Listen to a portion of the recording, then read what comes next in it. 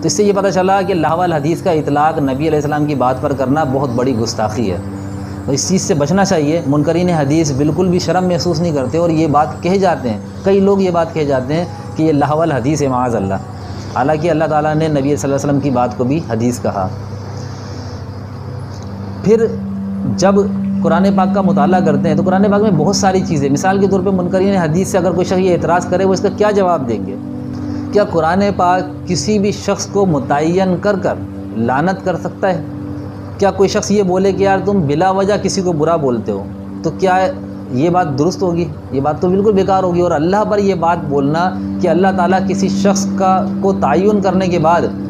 اس کو برا بھلا کہتا ہے اور اس کی کوئی غلطی بھی سمجھ میں نہ آئے۔ مثال کے طور پہ قرآن پاک میں ایک آیت ہے تبت یدا ابی لہب، ایک صورت ہے پوری باقاعدہ ابو لہب کے حوالے سے کہ ابو لہب کے دونوں ہاتھ ٹوٹ گئے اور وہ تباہ و برباد ہو گیا۔ وامرأتہ، اس کی بیوی بھی، اللہ رب العالمین نے ابو لہب اور اس کی بیوی کے حوالے سے ذکر کیا، ان کی ہلاکت کا ذکر کیا۔ اب کوئی شخص یہ اعتراض کرے کہ یار قرآن پاک بلا وجہ کسی شخص کو متعین کر کر اس پہ لعنتیں کرتا ہے، تو کیا یہ بات درست ہوگی؟ اگر وہ بولے نہیں تو پھر منکرین حدیث اس بات کا جواب دیں کہ ابو لہب کی غلطی کیا تھی، کون سی ایسی بات تھی جس کی وجہ سے اللہ تعالیٰ نے ابو لہب پر اتنی وعید کی کہ اس کا ٹھکانہ بھی جہنم بتا دیا، اس کی بیوی کا بھی جہنم ٹھکانہ بتا دیا، اور اس کے خلاف اللہ تعالیٰ نے اس کی ہلاکت کا بھی سبب بتا دیا کہ اس کو ہلاکت کے بارے میں بتا دیا کہ اس کی ہلاکت ہو۔ تو اب اس کی ہلاکت بغیر تعین کے ہو نہیں سکتی، اور اللہ رب العالمین وہ عادل ہے، ایسی ذات ہے، ایسی عدل کرنے والی ہستی ہے کہ اس کے بارے میں ظلم کا گمان کرنا بھی بہت بڑا شرک ہے۔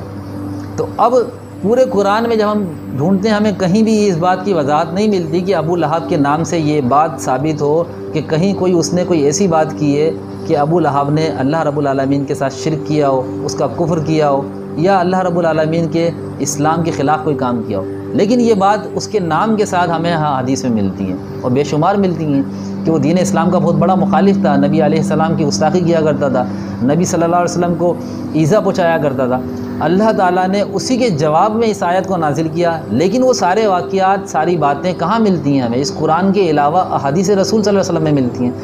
ہمیں اس بات پر پھر ایمان رکھنا پڑے گا کہ اللہ رب العالمین نے حدیث رسول کو بھی وحی کی صورت میں نازل کیا، کیونکہ ابو لہب کا پورا واقعہ قرآن پاک میں کہیں بھی نہیں ملتا کہ اس کے نام کے ساتھ یہ آیا ہو کہ اس نے دین اسلام کے خلاف کوئی کام کیا، یا نبی علیہ السلام کے حوالے سے کوئی، نبی صلی اللہ علیہ وسلم کی گستاخی کے حوالے سے کوئی کام کیا ہو۔ اللہ رب العالمین نے اس کے خلاف اتنی سخت وعید، پوری صورت اس کے خلاف نازل کر دی۔ قیامت تک جب تک لوگ اس صورت کو پڑھتے رہیں گے تبت یدا ابی لہب، اس ابو لہب پر بد دعا کرتے رہیں گے، اس لیے کہ وہ نبی صلی اللہ علیہ وسلم کی گستاخی کیا کرتا تھا، نبی صلی اللہ علیہ وسلم کو تکلیفیں پہنچایا کرتا تھا، دین اسلام کے خلاف کام کیا کرتا تھا، تو اللہ رب العالمین نے اس کے خلاف پوری ایک صورت نازل کر دی۔ تو پتہ یہ چلا کہ نبی صلی اللہ علیہ وسلم پر اس قرآن کے علاوہ بھی وحی نازل ہوتی تھی جو حدیث رسول کے نام سے دوسری کتابوں میں موجود ہے۔ الحمدللہ ہم نے اس بات کو صرف قرآن سے ثابت کیا ہے کہ حدیث رسول بھی وحی ہے،